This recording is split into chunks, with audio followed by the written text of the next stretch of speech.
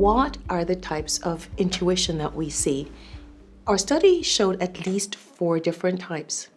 There is affective intuition, there's inferential intuition, there's holistic big picture intuition, and there's holistic abstract intuition. With affective intuition, it's my emotions that drive my decision making, that's sort of my gut that's speaking loudly to me. With the inferential intuition, I am data driven, but I've used data for so long that I can sort of figure out what this data set means. I don't have to go through all the analysis. I kind of know where the data is taking me. With the holistic big picture intuition, I'm a systems person. I like having a systems view. I see how it's all interconnected. With the holistic abstract intuition, it's more theory. I kind of have a model of the way the world works.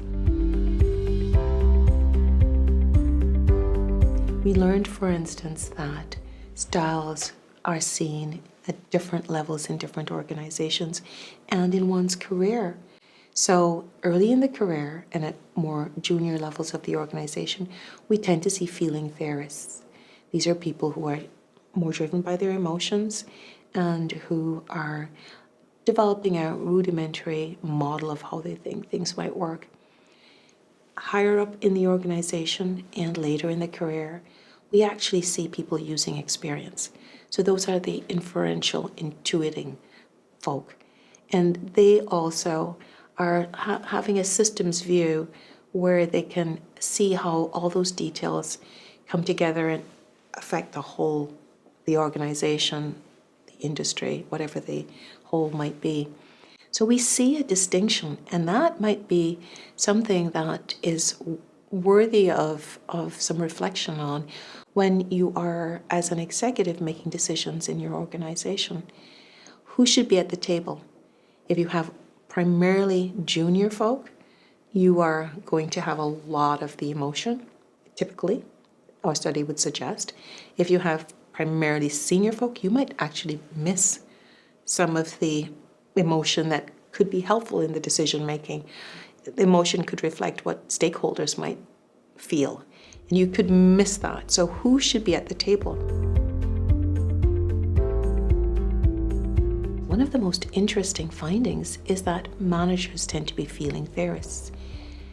And we found that this is a fairly stable trait, that regardless of where we were looking and level of career in terms of how long they've been with the firm, the manager tends to be a feeling theorist. So that could unfortunately be potentially limiting because, as I mentioned, the top executives tend not to be. And that's a potential barrier to promotion and advancement in the firm. If the manager is not willing or able, if it's a trait, to put aside the emotion and to make the very tough decisions, that individual may find himself or herself stuck at a certain level in the organization. And it is important that our readers, that our viewers recognize that their decision-making style can limit their progress within the organization. The question is, if you are a manager then, you want to advance in your organization, you recognize that your style of decision-making might be limiting you, what can you do? Well, there's several things.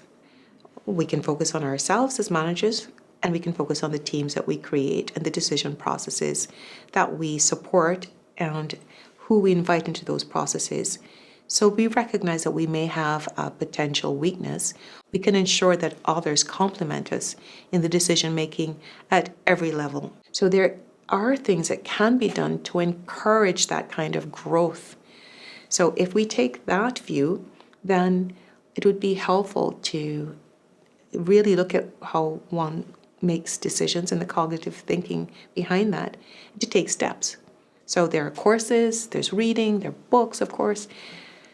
If we take the trait view, though, then we're looking at complementing ourselves and ensuring that we're aware of our weaknesses and ensuring that we demonstrate great outputs regardless of our inherent potential limitations. what the study advocates is that we become informed intuitors, that we use the data to line up with or challenge our intuition. And it's using both the big data, the models, the AI models, and our intuition that we come to really excellent decisions. It's not all about the data.